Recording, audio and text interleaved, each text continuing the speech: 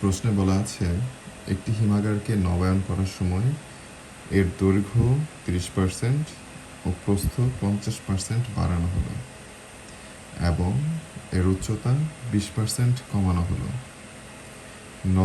নবায়নকৃত হিমাগারের আয়তন পুরনো হিমাগারের থেকে শতকরা কত শতাংশ বেশি?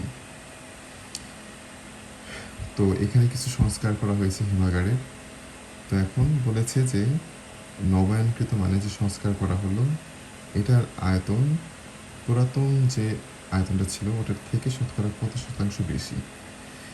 তো আমরা এখন এখানে যেহেতু দেখছি যে কোনো অ্যাপ্রোপ্রিয়েট মান দেওয়া নাই, শুধু পার্সেন্টেজ দেওয়া আছে, তো আমরা এখানে ধরে নেব যে দৈর্ঘ্য, প্রস্থ এবং উচ্চতা ছিল 10 × 10 × 10। তো আমরা এখানে 100 ধরতে পারতাম যেহেতু পার্সেন্ট দেওয়া আছে।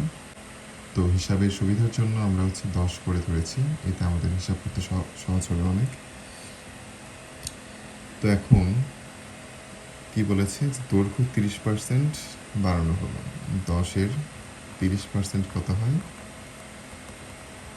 10-এর 30% হচ্ছে 3, মানে হচ্ছে 10 + 3। নতুন দৈর্ঘ্য হচ্ছে আমাদের এই হচ্ছে 13।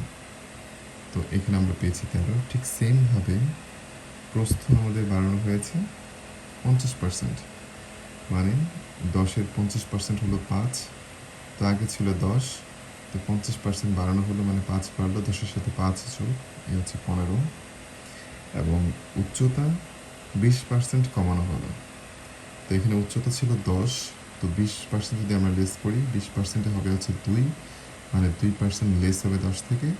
তো আমাদের নতুন উচ্চতা হলো 8।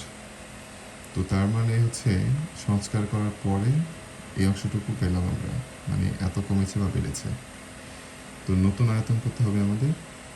নতুন আয়তন সমান সমান দৈর্ঘ্য × প্রস্থ গুণন উচ্চতা সমান সমান 1560। তো ঘনবস্তুর আয়তন কিন্তু দৈর্ঘ্য গুণন প্রস্থ গুণন উচ্চতা। সুতরাং আয়তন কত বৃদ্ধি পায়? তো পুরনো আয়তন ছিল আমাদের হচ্ছে 1000, আর নতুন আয়তন আমাদের হয়েছে 1560। তো আয়তন কত বৃদ্ধি পায়? 1560 - 1000 = 560। তো এখন এই যে বাড়লো আয়তন, এটা কতর মধ্যে বাড়লো? এটা বাড়লো হচ্ছে আমাদের 1000-এর মধ্যে। এটা আমাদের বেস পেল। তো এটাতে বেড়েছে আমাদের হচ্ছে 560। সুতরাং 1-এ কত বৃদ্ধি পেয়েছে? 100-তে বা শতকরা কত বৃদ্ধি পেয়েছে? তো আমরা ক্যালকুলেশন করলে পাবো হচ্ছে 56%।